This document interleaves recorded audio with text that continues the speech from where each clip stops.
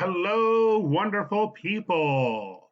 Here we are in the new chapter, 32, Electrostatics. This is section 32.1, Electrical Forces and Charges. So, there's that word at the top, electrostatics. Break it in half. Electro comes to us from Greek, means electricity, and statics, that means it's not moving, like a statue. So, it's the study of electricity that is not moving. Electricity is made up of electrons and electrons that are staying still. Now, what charge is on electrons? It's a negative charge. And if you have two electrons that are sitting still and they're both negative, they're still pushing on each other. And what kind of pushing are they doing? Are they attracting or are they repelling?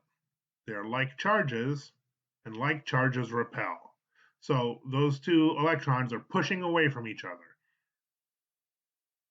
Electromagnetism is one of the fundamental forces in nature, and we've talked about that before. I've pointed up to where light is on the electromagnetic spectrum, and there's X-rays and gamma rays and microwaves and radio waves and TV waves and heat waves. All those are different forms of electromagnetism. Photons, if you remember. So electromagnetic force is solely responsible for the structure of matter. That is true. And when we study matter, we divide it up into two parts, basically, organic and inorganic. So at the bottom in blue, physics explains chemistry. And chemistry is the study of the periodic table and how all those different atoms get stuck together.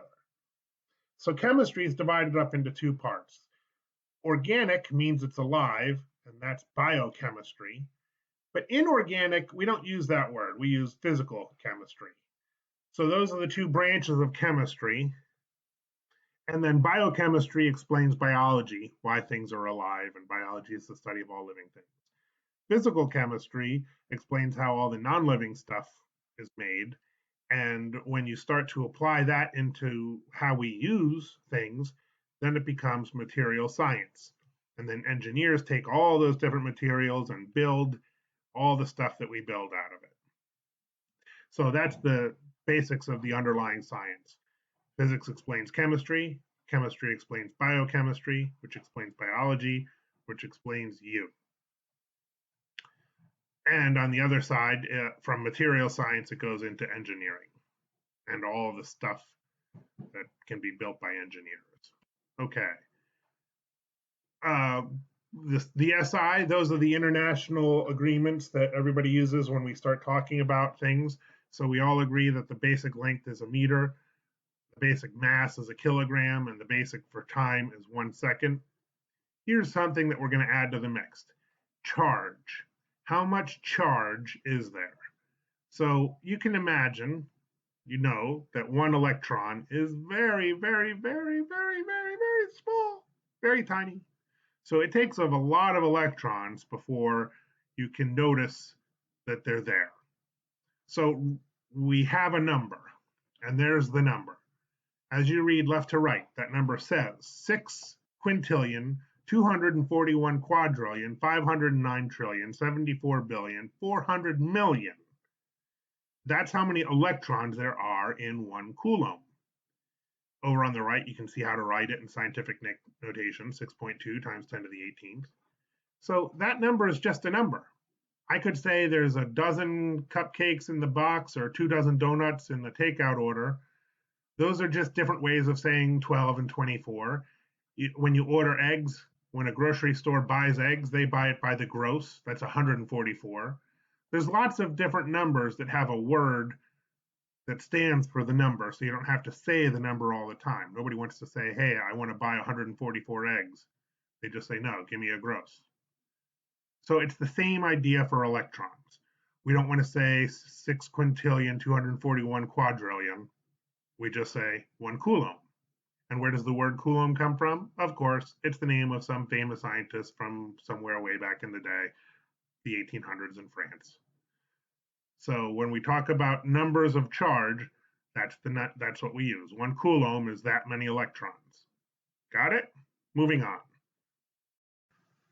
And here is electrostatics. hopefully this will go a little quick. Electric charges.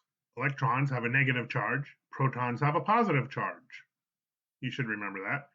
And when we start talking about charges, we use the letter Q to stand for how much charge is in this particular place or on that particular item.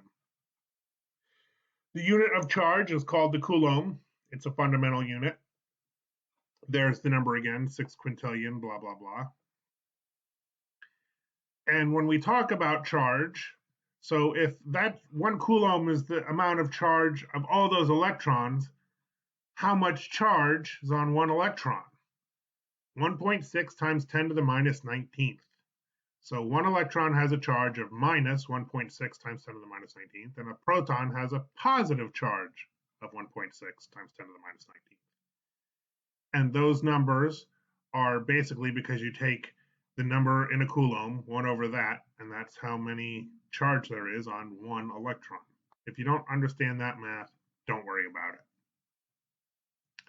So the electron has a negative charge, and the mass is about, if we just call it 1 electron worth of mass. A proton has 1,836 times that.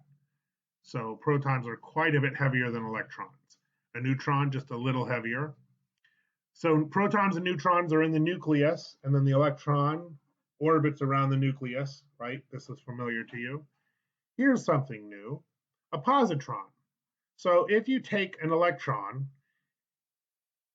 and you turn it positive, you don't get a proton. Electrons and protons are two different things, right? That's why the mass is so different.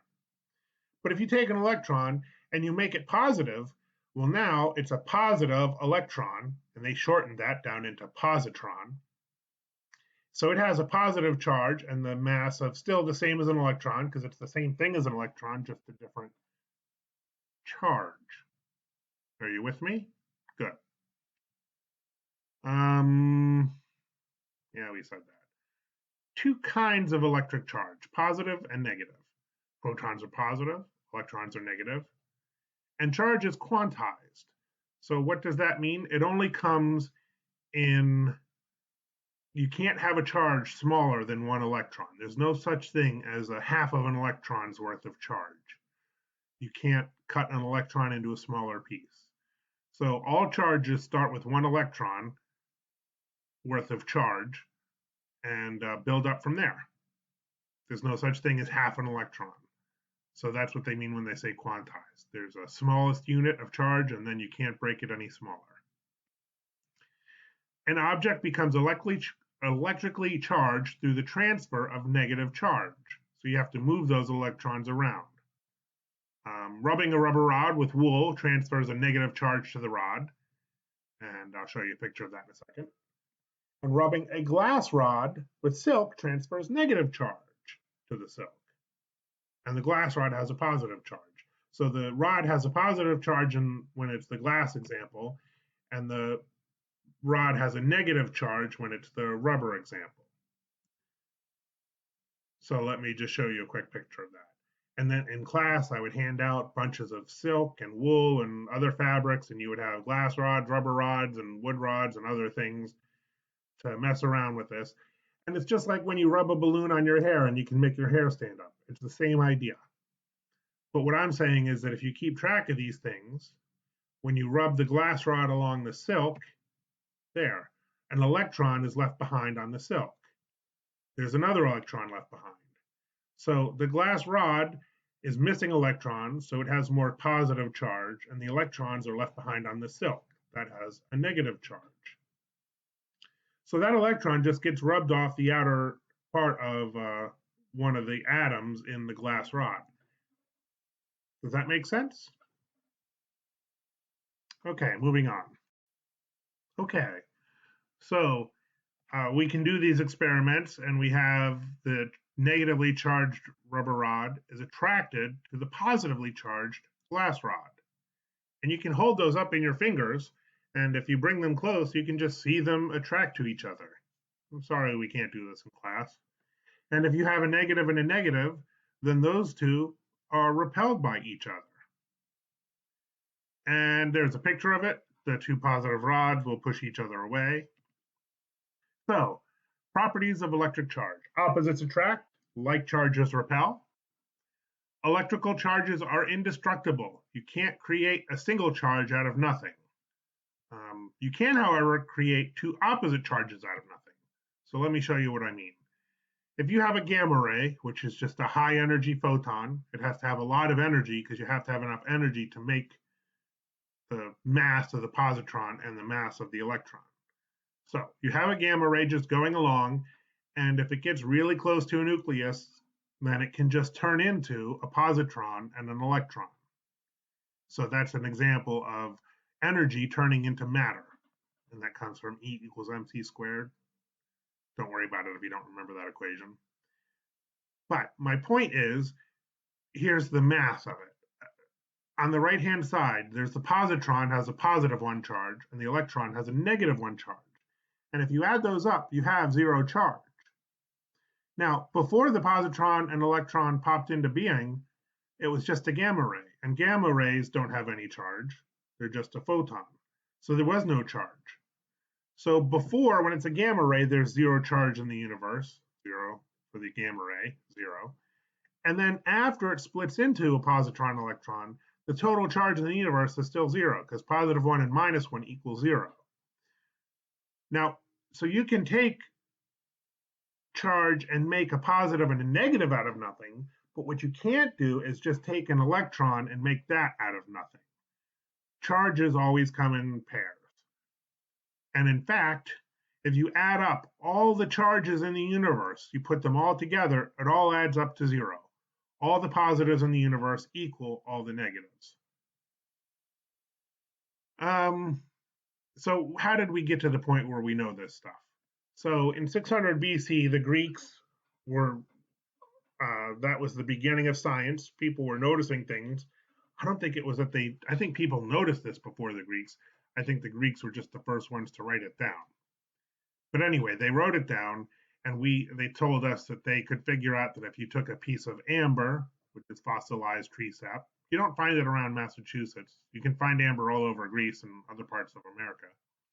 But if you take that amber and you rub it up against something, you get a charge, and you can see those charges push each other from a distance. That's kind of spooky. So then a couple thousand years later, they realized that these electric charges can repel each other as well as attract. And then 100 years later, Mr. Dufay discovered that there's two types of electricity. He thought that positive electricity was something very different from negative electricity. And Franklin discovered that this electricity had charge, and that these charges could be moved around. And he found out that lightning was made of charge. And that's all we need to know about the history of how we got here for now. That's good. Summary. Here's a review. Electric charge can be negative or positive. Positive protons, negative electrons. Like charges repel, unlike attract, and charges are created in opposite pairs, and the sum total of charge in any situation stays constant. Okay, that's plenty good enough for the first day. Thank you very much. There's just several homework questions, and hopefully those are pretty straightforward. And tomorrow is also very straightforward. Thank you very much. Bye-bye.